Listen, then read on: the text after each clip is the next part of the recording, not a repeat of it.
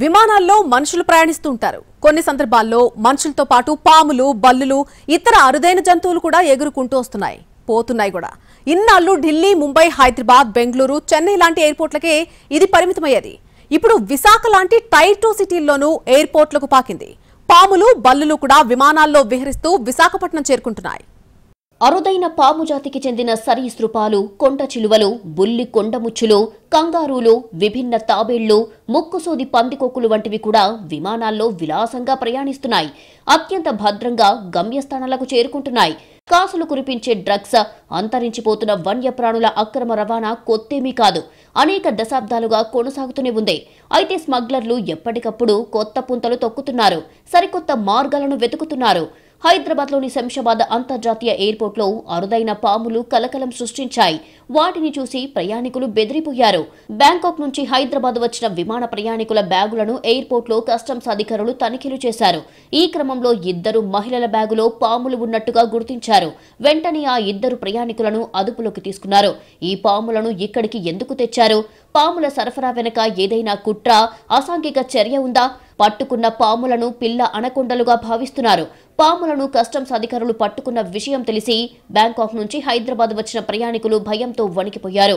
ప్రయాణ సమయంలో బ్యాగుల్లోని పాములు బయటకొస్తే తమ పరిస్థితి ఏంటని భయాందోళనకు గురయ్యారు. పాములను ఎందుకు తీసుకొచ్చారు? ఎక్కడి నుంచి తీసుకొచ్చారు?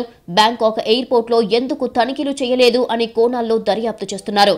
ఇప్పటిదాకా ఇలా పాములు, ఇతర సరీసృపాలకు సంబంధించి 16 కేసులు నమోదు కాగా 30 మంది మహిళలు పట్టుబడ్డారు. ఇక విశాఖపట్నం ఎయిర్పోర్ట్లోనూ అరుదైన బల్లులు పట్టుబడ్డాయి. విశాఖపట్నం ఎయిర్పోర్ట్లో అనుమానాస్పదంగా కనిపించిన ప్రయాణికులను పోలీసులు తనిఖీ చేశారు. ఈ సమయంలో థాయిలాండ్ నుంచి అరుదైన బల్లులను అక్రమంగా రవాణా చేస్తున్నట్టుగా గుర్తించారు. ఈ నెల 24న థాయిలాండ్ నుంచి విశాఖపట్నం ఎయిర్పోర్టుకు వచ్చిన విమానంలో 2 ప్రయాణికుల బ్యాగులను డైరెక్టరేట్ ఆఫ్ రెవెన్యూ ఇంటెలిజెన్స్ అధికారులు తనిఖీ చేశారు. ఆ తనిఖీల్లో 6 ఈస్టర్న్ బ్లూ టంగ్డ్ లిజర్డ్స్ అంటే నీలిరంగు నాలుక కలిగిన పాము ఆకారంలోని బల్లులను గుర్తించారు. వీటిని చిన్న చిన్న బాక్సుల్లో ప్యాక్ చేసి తెచ్చారు. బల్లి జాతికి చెందిన ఇవి చూడ్డానికి చిన్నపాటి పాము రూపంలో ఉన్నాయి. అవి విషరహితమైనవిగా తేల్చారు. దీంతో wild life crime control bureau అధికారులను రప్పించారు. ఆస్ట్రేలియా అడవుల్లో ఉండే ఇవి అంతరించిపోతున్న అత్యంత అరుదైన ఈస్టర్న్ బ్లూ టంగ్డ్ లిజర్డ్స్ గా నిర్ధారించారు. నిబంధనల ప్రకారం సంబంధిత అధికారులు ఆ బల్లులను బ్యాంకాక్ విమానంలో తిరిగి థాయిలాండ్కు పంపించేశారు. పట్టుబడిన 2 ప్రయాణికులను అరెస్టు చేశారు. విశాఖపట్నం ఎయిర్పోర్ట్లో అంతరించిపోతున్న ప్రాణులు పట్టుబడడం ఇదే మొదటిసారని అధికారులు చెప్పారు. థాయిలాండ్, మలేషియా లాంటి దేశాల్లో స్మగ్లింగ్ నిరోధక నిబంధనలు మన దేశంలో ఉన్నంత కఠినంగా ఉండవు. వివిధ దేశాలకు చెందిన స్మగ్లర్లు వీటినే ఆసరాగా చేసుకుని అక్కడ ఎయిర్పోర్ట్, కస్టమ్స్ అధికారుల కళ్లు గప్పో, చేతులు తడిపో అక్కడి నుంచి అరుదైన వన్యప్రాణులను విమానం ఎక్కిస్తున్నారు.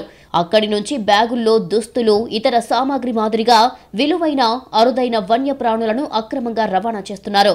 అలా అక్కడ బయలుదేరి మన దేశంలోని వివిధ ఎయిర్పోర్టులకు చేరుకుంటున్నారు. సాధారణంగా మహిళలను పరీక్షగా తనిఖీలు చేయరు. దానిని అనుకూలంగా మార్చుకొని మహిళలతోనే స్మగ్లింగ్ చేయిస్తున్నారు. ఇలా పట్టుబడుతున్న వారిలో ఎక్కువ మంది మహిళలే ఉండటం అందుకు సాక్ష్యం.